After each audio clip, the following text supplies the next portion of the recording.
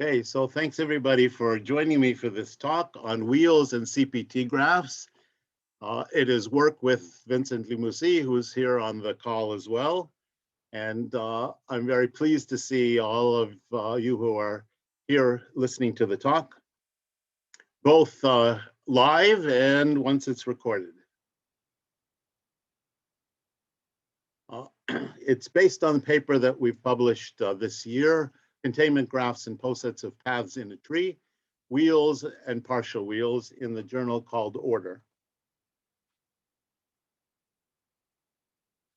Now we'll start with a little bit of a review to remind us the notions of transitive orientation, containment graphs, and comparability graphs. And I'll start that introduction with an example of the interval graphs, the interval containment graphs and orders. Much of this will be familiar to you, but I'd like to set the tone for what we are going to be talking about, namely containment graphs and orders. So interval containment graphs are represented by a set of real intervals on the line, and their containment graph will have edges that are precisely those when one of the intervals properly contains another of the intervals. And the containment order, we have V is less than W in the containment order precisely when the interval of V is properly contained in the interval for W. So this means that the comparability relationship, the comparability graph of this containment order is G. So we have the orders, the containment orders P, and their comparability graphs, which are the containment graphs G. And here is an example. On the left, you have a set of intervals, and in the middle, you have its interval containment graph. So for example, interval number 3, the red one, contains 2 and is contained in 4. So you have 3 being adjacent to 2 and 4. And moreover, this order P, the order associated with these intervals, is a transitive orientation of the graph G, and here is that orientation. Here I've set the arrows to be indicate who contains whom. So 4 contains 3, so the arrow is pointed from 4 to 3. Similarly, 3 contains 2, and it's transitive because containment is transitive. 4 contains 3, 3 contains 2, therefore 4 contains 2. And there's a very classical theorem that discusses this for interval containment orders by Dushnik and Miller in 1941. The following conditions are equivalent. G is an interval containment graph if and only if it is the comparability graph of an order of dimension 2, and if and only if the graph is a permutation graph. So interval containment graphs and permutation graphs are equivalent. And they are equivalent to the comparability graphs of dimension 2 orders. You can, of course, find this in my first book, in Algorithmic Graph Theory, and you can find it in several other books. Here is just a diagram of the permutation associated with this set of this graph. So we have the interval containment representation, you have the permutation intersection representation. Now we talked about in the example intervals on a line, and if you replace that by any class C of objects, you can similarly have containment graphs for that set of objects. For example, you could have the containment graphs of disks in the plane and get what we call circle orders. Here I've shown a picture of one of my favorite paintings by Wassily Kandinsky from 1926. called several circles. And you can find that at the Guggenheim Museum in New York, which is where I came across it. And when I saw it, I thought to myself, oh my gosh, this is what we graph theorists do. We look at intersecting circles and containment of circles, but I don't think that he had that in mind when he painted it. He just enjoyed painting. Similarly, C, the set of objects could be rectilinear boxes in Rm, and they would give the orders of poset dimension 2m, and that's a result of Ed Scheinemann and myself. Our arcs on a circle, their containment graphs give you circular arc containment graphs. Unit balls in 3 spates give you sphere orders, and on and on and on for other well-known classes of containment orders. In general, we have a theorem that every partially ordered set, every order, is a containment order of some set and tree. And in fact, every one can be expressed as the containment order of substars in a star. I mentioned that last week in her lecture on dimension of partial orders, dimension of the CPT orders. So now let's get into the formal definition. It is exactly as in our example, containment graphs of paths in a tree, which we call CPT. You have script P, a set of paths on a tree T, and the CPT graph of that will have edges VW, precisely when one of the paths, PV or PW, contains the other. And the order is according to proper containment. So if PV is strictly contained in PW, that means that V is less than W in the order. Here's an example of the chordless cycle C8. You see the transitive orientation corresponding to the containment in the diagram pictured here. So 1 is a path in this tree, and it contains the little path 2 and the little path 8, but does not contain any of the others, and similarly going around the circle. So my remark about the order gives the transitive orientation. And what is a transitive orientation? Formally, it is a assignment of directions to the edges such that if A is directed towards B and the edge BC is directed from B to C, then it must be that A is directed to C. In this example, of course, there are no triples that satisfy this because there are no triangles in the graph. But we'll change that momentarily. Also, we remark, of course, that odd cycles have no transitive orientation, just because of the parity condition. Now let's define the notion of a comparability invariant, and then see that the CPT property is not a comparability invariant. A property of an ordered set is a comparability invariant if all transitive orientations of its comparability graph have that property, or none of the transitive orientations have that property. Poset dimension is a well-known comparability invariant. That is to say that the dimension of P is equal to the dimension of Q whenever P and Q have the same comparability graph. So we have a comparability invariant as a parameter expressed here. And a proof of this result can be found in the book Tolerance Graphs, which I just sort of happen to have on my desk.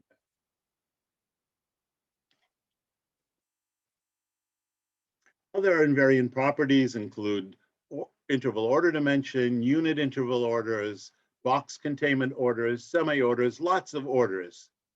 Unit bitolerance orders are all comparability invariants.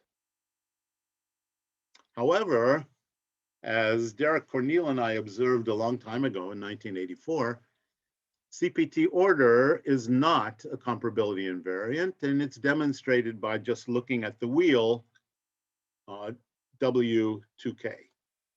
So here I have a slide with W6. It consists of the chordless cycle on the outside and a universal vertex in the middle that is connected to all of the vertices on the cycle. As I've oriented it here, it corresponds to this CPT representation. So this is a CPT graph, the wheel. And you'll notice that C, the universal vertex, is right here in the middle, a dot, a single vertex, which of course is a kind of trivial path. And as you can see, as I go around, the black one contains two. Sorry, 2 is the black one. 1 is this nice blue color. It's contained in 2. It's also contained in 6. 3, the red one, is contained in 2. It's contained in 4, and so on. Now, if I were to reverse the transitive orientation, it's still a transitive orientation, but this orientation does not have a CPT representation. And that is the reason why it's not invariant, because you have one that does have CPT and the other that doesn't. So in the 6 wheel, the central vertex must be a sink, as it is in this picture, in any CPT representation. And the proof of that is, suppose that you took the reversal and that C was a source. Then its path in the tree would contain the paths P1 through P6. So they would be intervals on that path PC. And they induce a chordless cycle C6. But this cannot happen, since C6 is not an interval containment graph. It's not a permutation graph.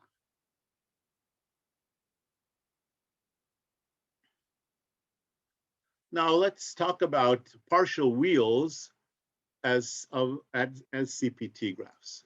Since we have been looking at full wheels, I would like to now look at partial wheels. What is a partial wheel? It's what happens when your bicycle falls on the ground and it breaks, and some of the spokes come out, and you only have a partial wheel.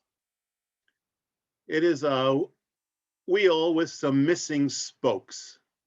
That is to say, normally it's a chordless cycle and a central vertex that's adjacent to some, but not all of the cycle vertices. Your first question might be, which partial wheels have a transitive orientation? And which of those transitive orientations admit a CPT representation?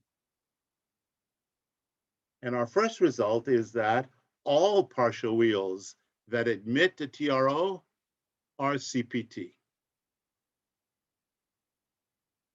And a couple of goals that we have will be to characterize the CPT orders whose comparability graphs are partial wheels, and characterize the partial wheels for which every TRO is a CPT order. And so, excuse me, Marty, just one question. Yes, Roger. Okay, go back to the previous slide where you said that. So you're saying all partial wheels that admit a transitive orientation are CPT, right? So, but we know that if it's not a partial wheel, if it's a full wheel, there is a way of orienting it transitively that it does not admit a CPT representation, right? Correct. So the moment you don't have one spoke, at least one spoke, then you know that every transitive orientation would admit a CPT representation. If you're missing just one spoke, Oh, at least missing at least one spoke and it will work. It will give yes, us. Oh, okay. Oh, that's interesting. Oh. right. So we're going to be investigating the patterns and the possibilities of which spokes can be missing and still admit a CPT representation. Okay. Okay.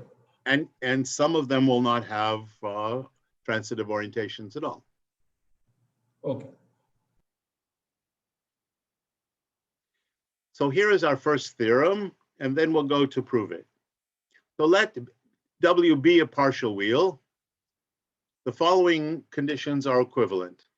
P has a transitive orientation if and only if it has a CPT representation. It is the containment graph of paths in a tree.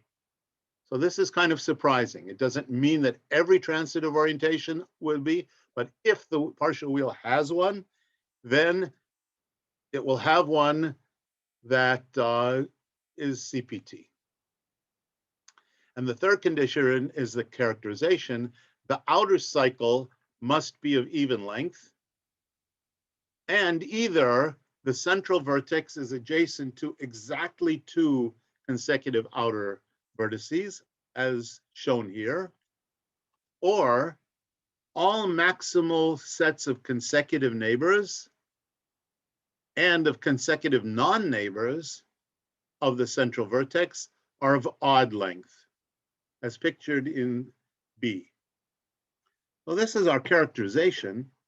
So you see that you could have X being adjacent to exactly two next to each other, or if there are multiple stretches of neighbors, they must be of odd length, and between them, there must be non-neighbors that are of odd length, then odd neighbors, an odd non-neighbor, an odd neighbor, odd number of non-neighbors, and so on. And this is the characterization that we will show. Let's look at the implication 1 goes to 3. That is, we suppose that it has a transitive orientation F, and we would like to show those conditions in 3. So clearly, since the edges of the outer cycle alternate in direction, the cycle is even, just because of the parity. If it was odd, then you could not have any transitive orientation. So now let's suppose that X is adjacent to exactly two consecutive outer vertices, as we had in that condition A. Then a TRO does exist, as I've shown here. And this case is therefore possible to come up. And moreover, the transitivity, by transitivity, X must have in degree 1 and out degree 1. It couldn't be a sink or a source. You see that, of course, going back here. If X were a source, meaning that the edge, both of those two dark black ones went out to 1 and 2, you'd have a violation because you'd go from X to 1, 1 to 8 with no shortcut. If they both came into X, you'd have a violation because 3 would go to 2, 2 would go to X, and that would be a violation. So you must have this configuration if it's connected to just two next to each other. Now suppose X is adjacent to a maximal consecutive set of size 2 and also adjacent to some other vertex. Well, this would also violate transitivity, so this cannot happen. Here, let's take a look at it. On the left, I have my situation where X is adjacent to two consecutive elements. The orientations have to be this. If it's adjacent to, let's say, the 7, and the arrow went into X, so I'd have a violation because I would go from 7 to X to 2. It wouldn't be transitive. Similarly, if X were to go out to someone else, like to 5, you'd have 1x5. So it's impossible to have this configuration. So if it's connected to if it's connected to 2 consecutive elements, then it can't be connected to another single die. Next, suppose that X is adjacent to a maximal consecutive set of even length that's bigger than 2, of 4 or of 6 or so. Well, that would also violate transitivity. Why? Let's just look at this example. If X is adjacent to 1 through 6, then you can see that on the cycle, they're going alternating around and around and around, and you have a violation here. If one goes out to, if this green one were to come into X, then you would have this green one forces this green one, this blue directed edge forces this blue forced edge, and now you have the contradiction of 1 going to X going to 6. This is what we know as the gamma forcing relation, for those of you who are already familiar with comparability graphs and transitive orientation. So therefore, all maximal sets of consecutive neighbors must be of odd length. So we're making progress to our theorem. The maximal sets of consecutive neighbors are odd. Now I have to show consecutive non-neighbors. So finally, suppose X is non-adjacent to a maximal consecutive gap of non-neighbors of even length. Let's find a contradiction. Well, again, by the parity argument on the alternating orientation of the outer cycle, an even gap will give a violation of transitivity. I could draw you a picture of that very simply, but you could draw that same picture yourself and see that this case is also impossible. So therefore, all maximal sets of consecutive non-neighbors would also be of odd length. And that proves the implication. What this shows us, that condition 3 looks like the figure that I have on the right. That as you go around, you have these sequences of neighbors, followed by sequence of a gap of non-neighbors, neighbors, non-neighbors, and all of these gaps are odd.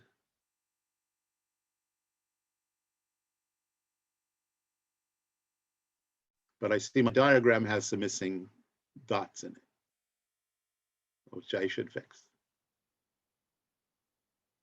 Now the proof of 3 goes to 2. I'll just sketch how that goes. From the 2 cases A and B, we can construct an appropriate set of paths that will be a CPT representation. So this will be constructive. Case 1, where the X is just connected to 2 guys on the cycle, is very easy, and you can do that just by pencil and paper in 2 seconds.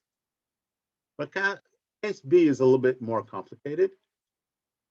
And this figure indicates the idea of the proof. Namely, we start out with the cycle, looking sort of like this picture without the G's. Just look at the middle. You'd have, we would have basically for the cycle, we have a kind of pie where you have a wedge for one vertex, then a little guy between him and the next wedge for the third, and then a little guy for the fifth. And now we'll expand that to these stretches of neighbors. And so the figure sort of reminds us that This wedge will represent this sequence of neighbors S2. And this wedge will be for S3.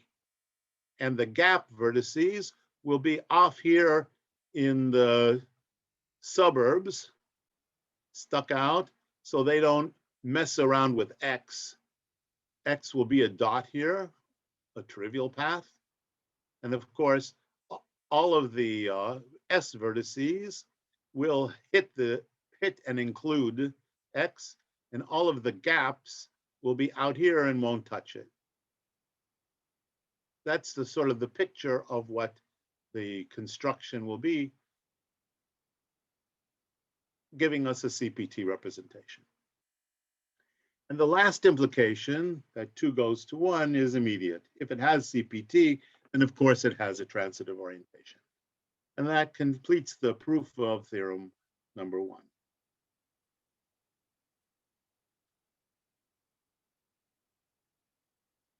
So here are some forbidden induced subgraphs for CPT graphs, and they will be consequences of our next result. But I thought we should have a little picture right now so you can see some non-CPT graphs.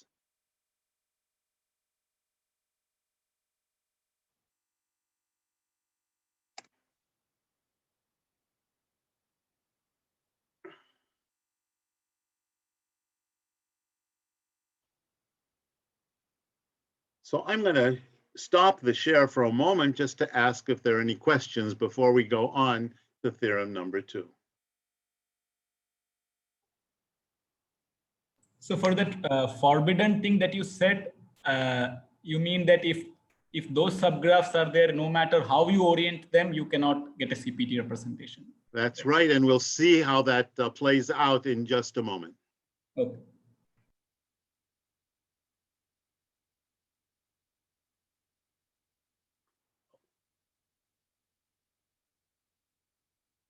Okay, so let's continue.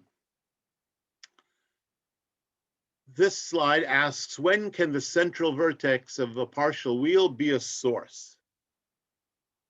So what we saw from the previous results that we've been looking at is that for full wheels, the central vertex must be a sink. And of course, they must be even.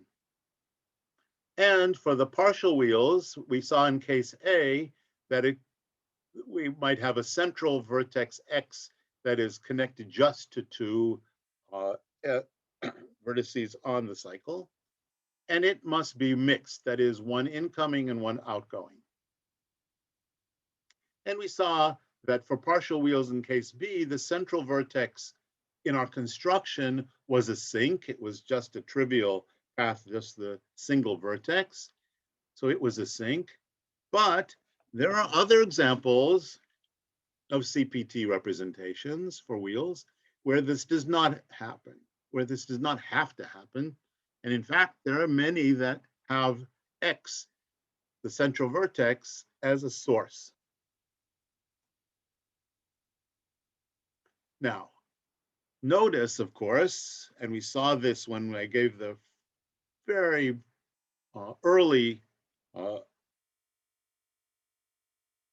proof that the full wheel C6 cannot have the central element, the central vertex, being a source. That when the central vertex X is the source, its path Px must contain all of the paths of its neighbors. And so this allows you to easily observe, as Derek and I observed a long time ago, that the induced subgraph of the closed neighborhood of the central vertex is necessarily an interval containment graph. And this leads us to many impossible configurations and assists us to characterize all CPT orders of partial wheels. So let's look at our characterization.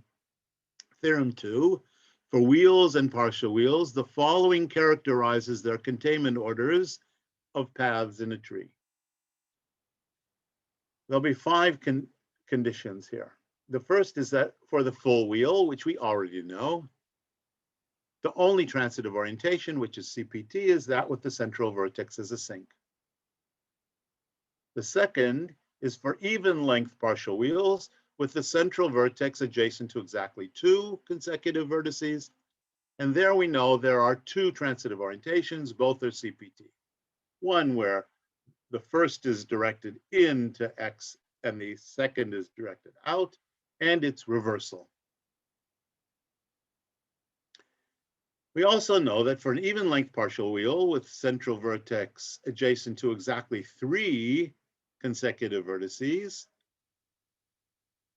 by doodling on a piece of paper while we're in the middle of this talk, you could just check that there are 4 transitive orientations and that they are all CPT.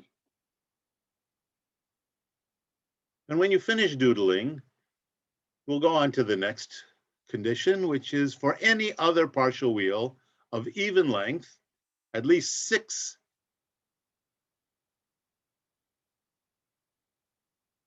yes, the length has to be at least 6. Satisfying condition 3b of theorem 1, we have the following. If the gaps of W, the wheel, are all of length 1, then the only transitive orientation, which is CPT, is that where the central vertex is a sink. So we'll make that claim when the gaps are only single vertices. Otherwise, there are 2 transitive orientations with the central vertex as either a sink or a source, and both are CPT.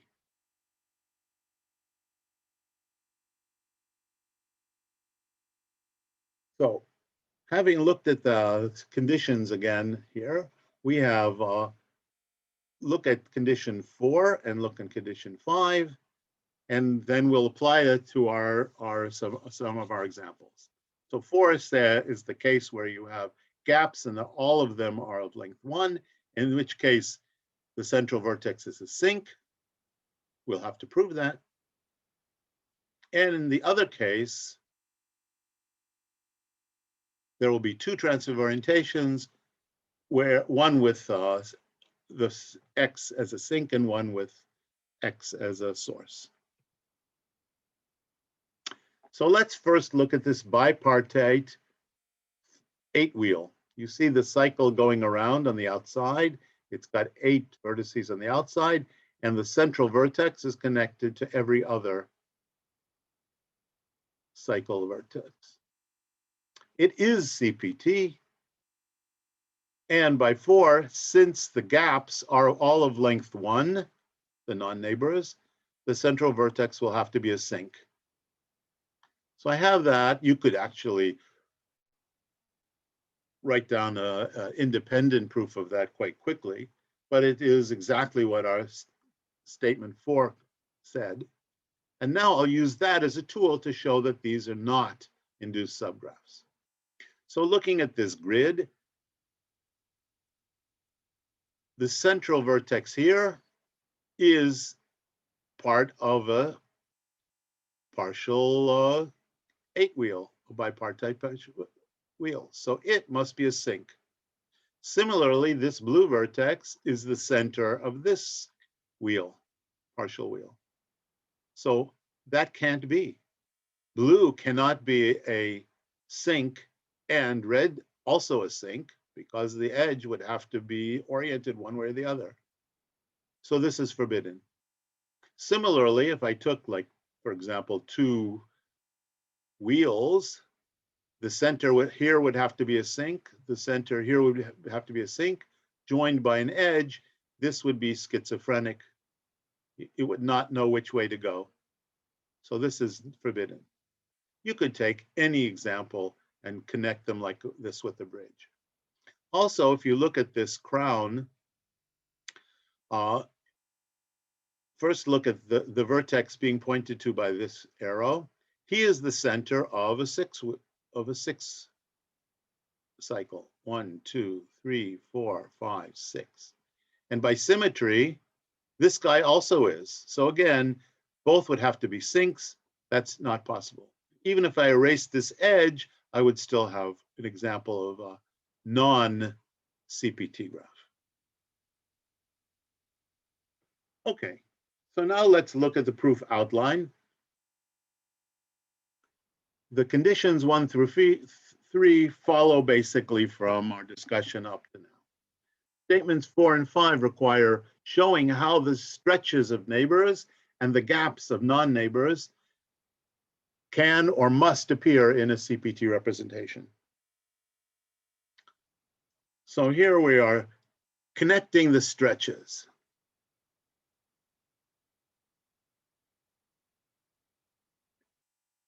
The first thing we observe is that for these stretches, whenever you have a stretch of neighbors, they're a small chordless path.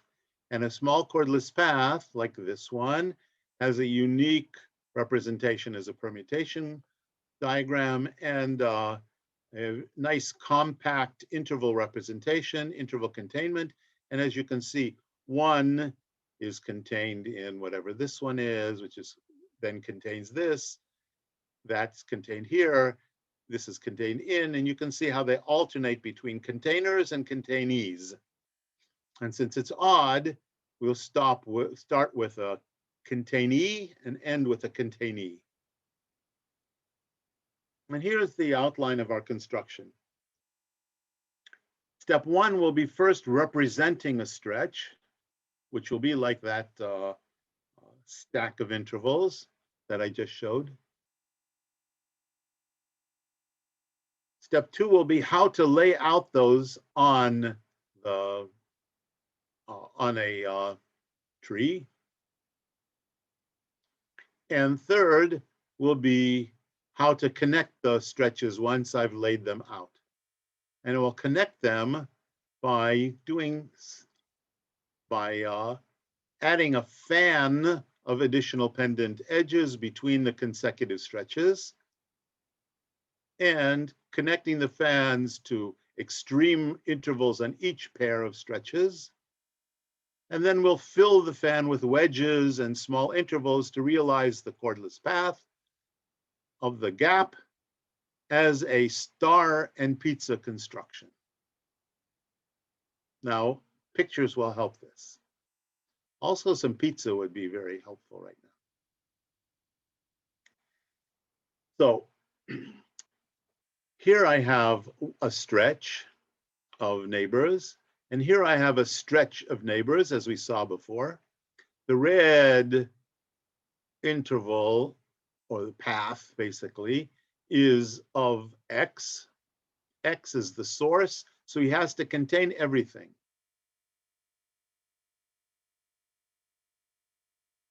So it has to contain all of these, and we will, because this is a stretch of neighbors, this is a stretch of neighbors. And I'll somehow connect those two stretches by gap vertices. Here's a way to do it if there is just a single gap, a vertex gap. I have the blue path, and notice what it does. It grabs the end of one, it grabs the end of the other. It's not contained in red, so it's not a neighbor. I think that this has to be a little bit longer because it's supposed to grab the small guy and not the big guy. Or maybe there's a maybe I put the blue thing too high. I think there should be another small guy here, which you can't see. He's so light, he's so small that you can't see him, but he would be, another guy would be here. And so he would be contained in this upper one and contained in the blue. So this is the idea of how you connect stretches when there's only one. In general, what we're going to be doing is we're going to be creating this tree. Here's the path for X. We're going to have its stretches of neighbors being laid out along this red path. But remember, we're representing a cycle. So you can't just do things and keep going in one direction, you somehow have to backtrack and get back to the beginning, close your cycle. So if I have like S1 and then I have S2 and then stretch S3, eventually I'm going to have to somehow get the last stretch to be connected to the beginning. And it's very clever that you can do that by creating this space between, let's say, SI and SI plus 1, the stretch here, the stretch here. Create yourself a little gap there, which does two things.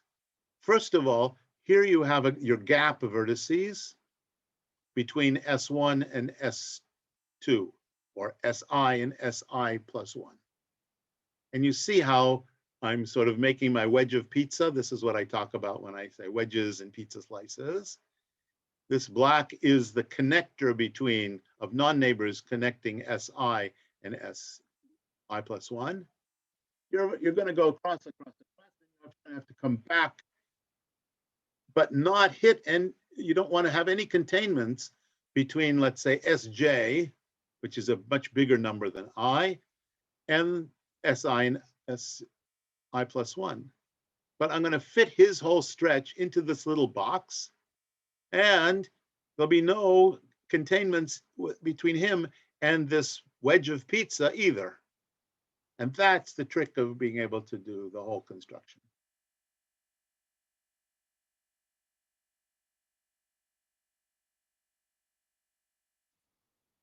And how do I put out those stretches? Well, if the number of stretches is even, then I'm going to put the stretch of 1, and then I'm going to put the stretch of 2, and then the stretch of 3, and then I'm going to go to basically the stretch of m over 2, like if there are two, if there are m stretches. And then what I'm going to do is I'm going to then place the m over 2 plus 1th in reverse order. That's what the minus means.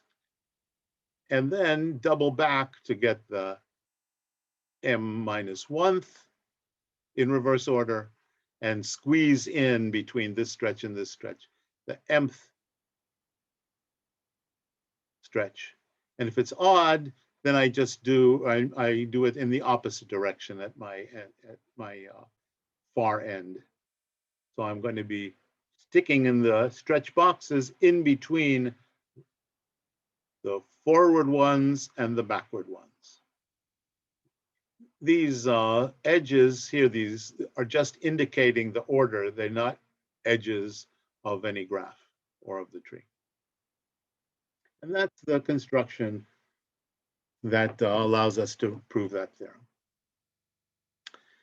So now I'll just conclude mentioning a few other CPT results and open questions.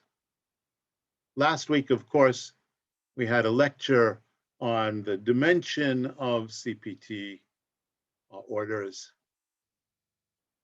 An open question that has been bugging people for 25 years or more is characterizing the CPT graphs and the CPT orders. The same questions for characterizing bipartite CPT graphs and orders. For which CPT graphs will all transitive orientations admit CPT representation?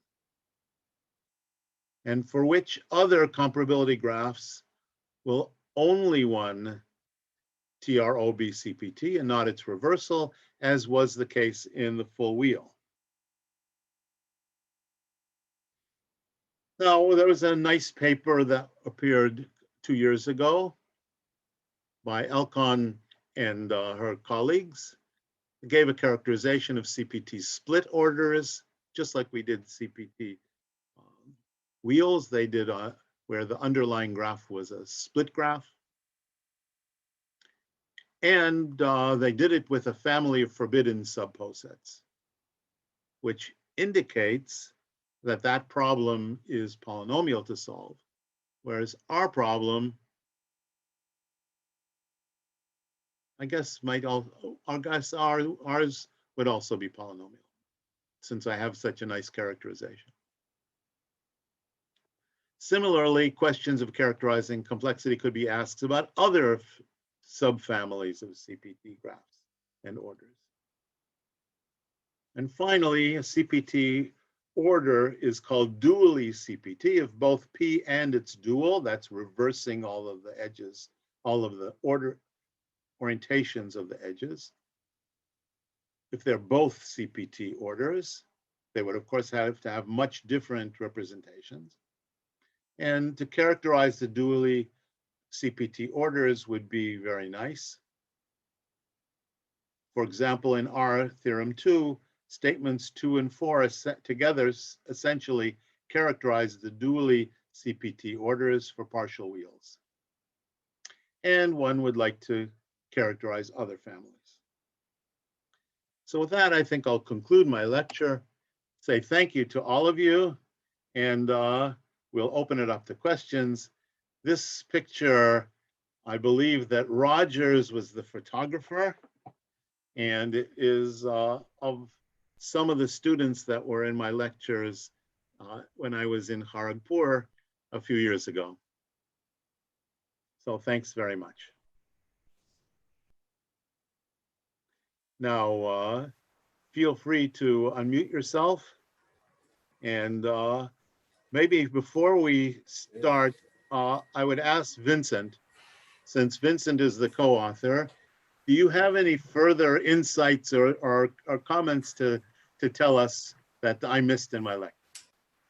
No, I think it was very good. So I think it's okay for me. Thanks. Nothing else that I forgot. I don't think so. Okay. Vincent sent me his slides from a talk that he gave, and I used that and other material from the paper. But I guess if it wasn't in your talk, then you wouldn't have additional things to add. But but maybe you will be able to answer questions that others will ask.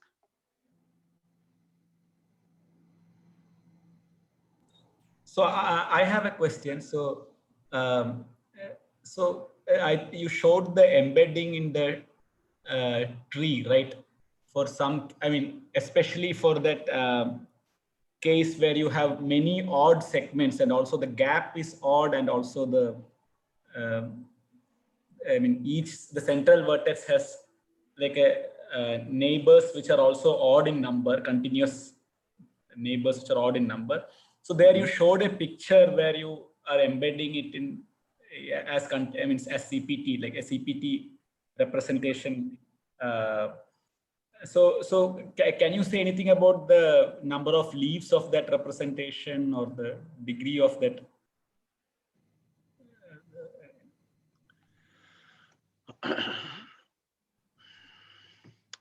Well, I haven't looked exactly to count them, but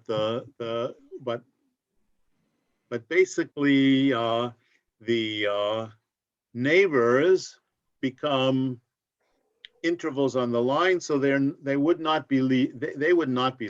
The leaves would be those pieces of those pendant vertices that are sticking off that allow you to represent the non-neighbors. And so I guess you have almost as many leaves as you have non-neighbors, but not exactly, because I'm not sure if they're actually one-to-one. But it would be the number of leaves would be approximately the number of non-neighbors in our construction. Doesn't mean it would have to be that way. Okay.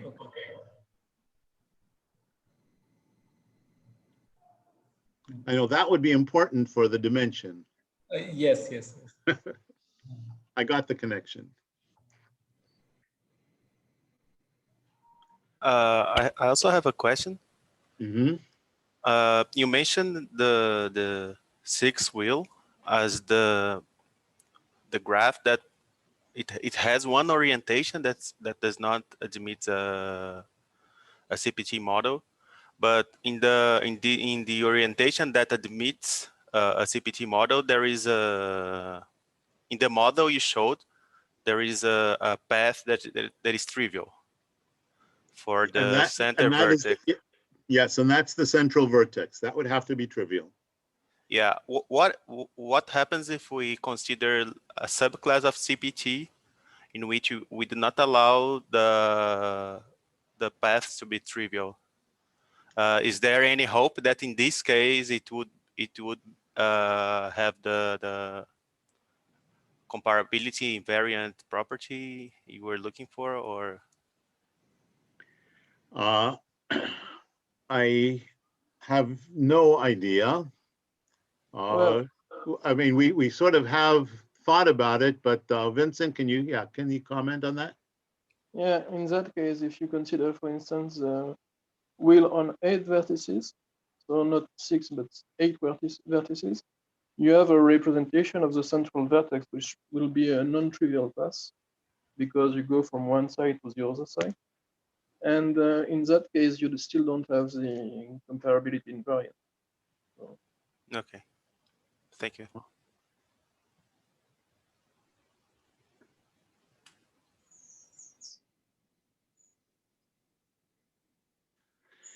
There's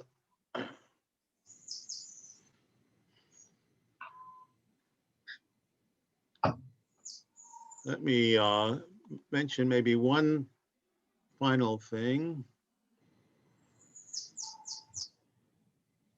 So I'm not sure if we'll be able to actually see this. This is from the paper itself, that which you might like to read.